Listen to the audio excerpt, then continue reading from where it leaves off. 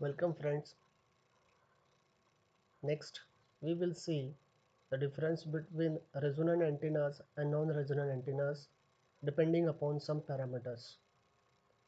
The number first parameter is formation of the standing wave. In case of resonant antennas, standing wave is formed, while in case of non-resonant antennas, standing wave is not formed. Let us see in brief what do you mean by the standing wave. So when a signal is being transmitted from generator towards the load, it is known as incident wave, while some part of the incident wave is reflected back from the load towards the generator is known as reflected wave. So in case of resonant antennas, these incident wave and reflected waves are present. So that is why it is known as what your standing wave. And in case of resonant antenna, only incident wave is being present while the reflected wave is absent. So standing wave is not formed. Next parameter is periodicity. In case of resonant antennas, we can say it is periodic in nature. That is, number of arrays it can be used in resonant antennas are periodic in nature. While in case of non-resonant antennas, we can say it is non-periodic in nature. Again, point number 3, that is presence of reflected wave. It is based on what your point number 1. So in case of resonant antennas, since incident wave and reflected waves are present, so we can say yes, reflected waves are present in resonant waves. While in case of non-resonant antennas, only incident waves are present and reflected waves are absent. So presence of reflected waves in case of non-resonant antenna is no. Next, point number 4, which is totally depend upon point number 1 and 3. So propagation of radiated wave. So as we have seen, what do you mean by the standing wave? So therefore we can say that in case of resonant antennas, the propagation of radiated wave is in the form of to and fro. That is incident wave from generator towards the load and reflected wave from load towards the generator. While in case of non-resonant antenna, only incident wave is present. So therefore only two wave is present. Point number 5 is occurrence of the resonant antenna. Resonant antennas operates on resonant frequency. So in case of resonant antenna, resonant frequency occurs, while in case of non-resonant antenna, resonant frequency does not occur. Next point, matching of the radiation pattern with the load impedance. So in case of resonant antenna, yes, there is a matching of radiation pattern with the load impedance. While in case of non-resonant antenna, we can say that there is no matching of radiation pattern with the load impedance.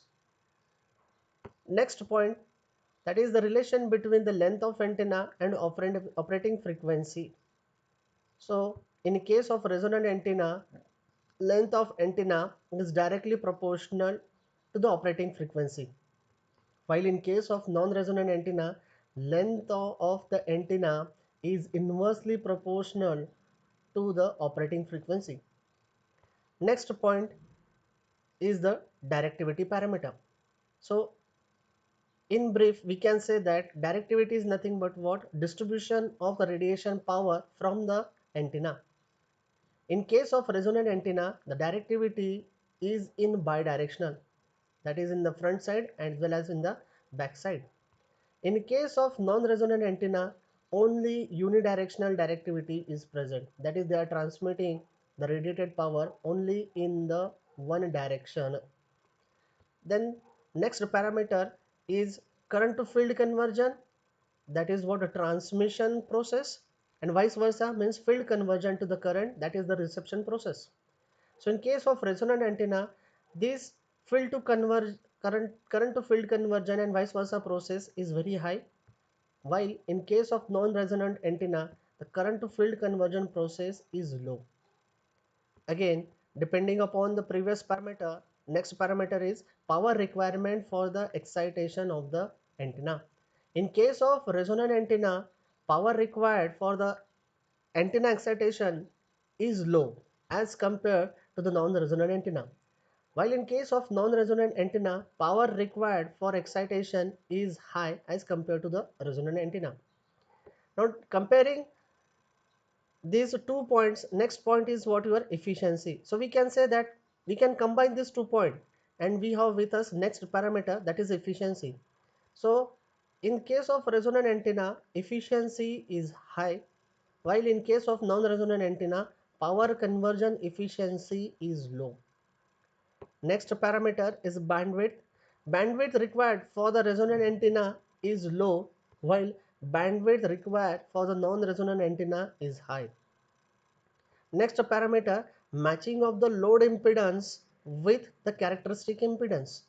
So in case of non-resonant antenna, since the standing waves is formed depending upon the first parameter, then depending upon third parameter, we can say that there is no matching of load impedance with the characteristic impedance. While similarly, parameter 1 and parameter 3 for the non-resonant antenna, we can conclude that there is a matching of load impedance with the characteristic impedance in the non-resonant antenna. Last parameter in the distinguish is the examples. Examples of non-resonant antennas are helical antenna, discone antenna, log periodic antenna, while the example of resonant antennas are half wave dipole, folded dipole, etc. So this is all about the distinguish between resonant antennas and non-resonant antennas. Thank you.